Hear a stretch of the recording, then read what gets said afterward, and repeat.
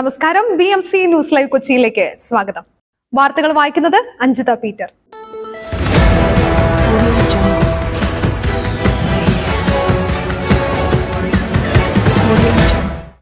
ഈ വാർത്തകൾ നിങ്ങൾക്കായി അവതരിപ്പിക്കുന്നത് Cochin Kalabhavan Angamaly franchise, powered by He Life Thottakattukara, Joshmall Mookkannoor, Cleanser, BMC film production and Nazrath villas.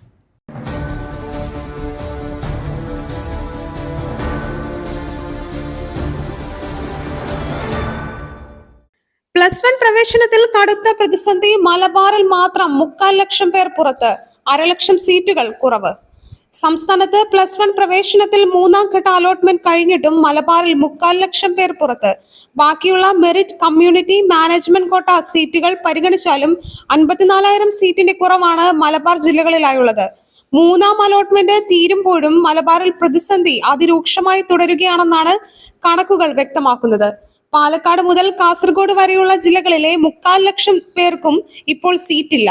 ഏകജാലക പ്രവേശനത്തിലുള്ള മെറിറ്റ് സീറ്റുകൾക്ക് പുറമെ സ്പോർട്സ്, കമ്മ്യൂണിറ്റി, മാനേജ്മെന്റ്, അൺഎയ്ഡഡ് കോട്ട സീറ്റുകളിലെ പ്രവേശനം കൂടി ചേർക്കുമ്പോഴാണ് 75,027 അപേക്ഷകർ പുറത്തു നിൽക്കുന്നത്.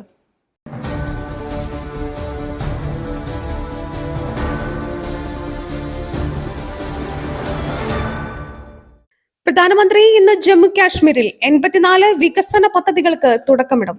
പ്രധാനമന്ത്രിയുടെ 2 ദിവസത്തെ ജമ്മു കാശ്മീർ സന്ദർശനം ഇന്ന് ആരംഭിക്കും. 10ാമത് അന്താരാഷ്ട്ര യോഗ ദിന ആഘോഷങ്ങൾ ശ്രീനഗറിൽ നാളെ ഉദ്ഘാടനം ചെയ്യുകയാണ് മുഖ്യ പരിപാടി. ക്ഷേമ പദ്ധതികളുടെ ഉദ്ഘാടനവും പ്രധാനമന്ത്രി നിർവഹിക്കും. സമീപ ദിവസങ്ങളിലെ ഭീകരാക്രമണങ്ങളുടെ പശ്ചാത്തലത്തിൽ കൂടിയാണ് പ്രധാനമന്ത്രിയുടെ ജമ്മു കാശ്മീർ സന്ദർശനം.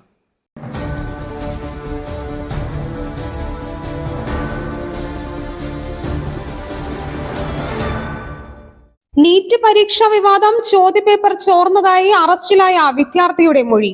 നീറ്റ് പരീക്ഷ ചോദ്യപേപ്പർ ചോർന്നതായി അറസ്റ്റിലായ വിദ്യാർത്ഥിയുടെ മൊഴി. 4 വിദ്യാർത്ഥികളാണ് ചോദ്യപേപ്പർ ചോർന്നതായി മൊഴി നൽകിയിരിക്കുന്നത്. ബീഹാർ സ്വദേശികളാണ് വിദ്യാർത്ഥികൾ. പരീക്ഷയ്ക്ക് 1 ദിവസം മുൻപ് ചോദ്യപേപ്പർ ചോർന്ന് കിട്ടിയെന്നാണ് മൊഴി നൽകിയിരിക്കുന്നത്.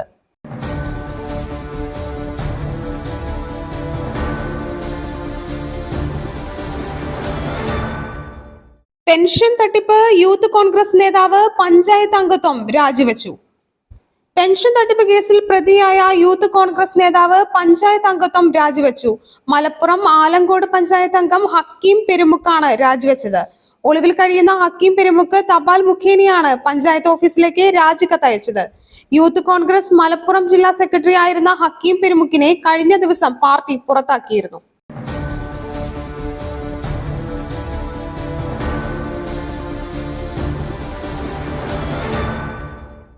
കേരള ഹൈക്കോടതി പോസ്റ്റ് വഴി ഇനി കക്ഷികൾക്ക് നോട്ടീസ് അയക്കും. രാജ്യത്ത് ആദ്യമായി കേരള ഹൈക്കോടതി പോസ്റ്റ് വഴി ഇനി കക്ഷികൾക്ക് നോട്ടീസ് അയക്കും. ആദ്യഘട്ടം തിരുവനന്തപുരം ജില്ലയിൽ ഹൈക്കോടതിയാണ് ഈ സംവിധാനം നടപ്പാക്കുന്നത്. പോസ്റ്റൽ വകുപ്പുമായി സഹകരിച്ചാണ് പദ്ധതി.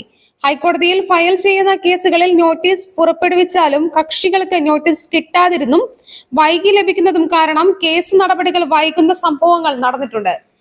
പോസ്റ്റൽ സംവിധാനം വന്നതോടെ ഒറ്റ ദിവസം കൊണ്ട് തന്നെ നോട്ടീസ് കക്ഷികൾക്ക് നൽകാനാവുമെന്ന സാഹചര്യമാണ് വരുന്നത്. ഇമെയിൽ വഴി നോട്ടീസ് അയക്കുന്നതിനേക്കാൾ കൃത്യത പോസ്റ്റിലൂടെ ലഭിക്കും.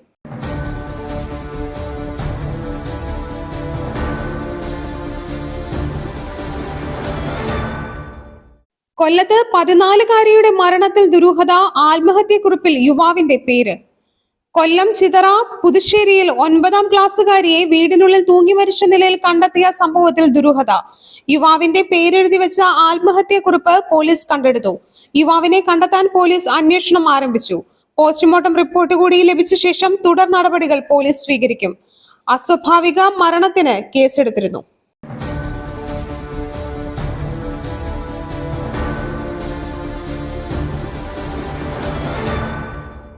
ബഹുമാനവും ആദരവും വേണം. കേസ് നടത്തിപ്പിലെ ഉദാസീനത അനുവദിക്കാനാകില്ല. സർക്കാരിന് മുന്നറിയിപ്പുമായി ഹൈക്കോടതി. ഹൈക്കോടതിയോട് ബഹുമാനവും ആദരവും വേണമെന്ന് സർക്കാരിനോട് ഹൈക്കോടതി. കേസ് നടത്തിപ്പിലെ ഉദാസീനത അനുവദിക്കാനാകില്ല. കേസുകൾ നീട്ടിവയ്ക്കാൻ സർക്കാർ അഭിഭാഷകർ തുടർച്ചയായി ആവശ്യപ്പെടുന്നു. നീതി നിർവഹണ സംവിധാനത്തിൽ ഈ രീതി ശരിയല്ലെന്നും ഹൈക്കോടതി ചൂണ്ടിക്കാട്ടി. കേസിൽ കൃത്യസമയത്ത് മറുപടി സത്യവാങ്മൂലം ഫയൽ ചെയ്യാത്തത് എന്തെന്നും സിംഗിൾ ബെഞ്ച് ചോദിച്ചു. മൂവാറ്റുപുഴ എറണാകുളം റോഡ് ദേശസാൽക്കരണവുമായി ബന്ധപ്പെട്ട ഹർജിയിലാണ് സിംഗിൾ ബെഞ്ചിന്റെ വിമർശനം.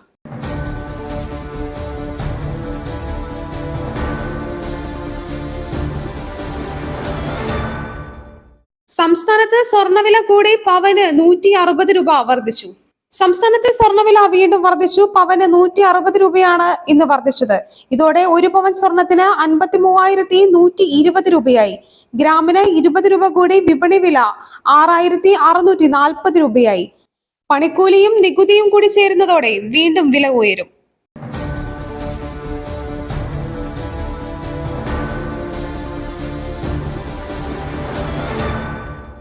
മറ്റൊരു വാർത്തയുമായി കണ്ടുമുട്ടുന്നതുവരെ നന്ദി, നമസ്കാരം.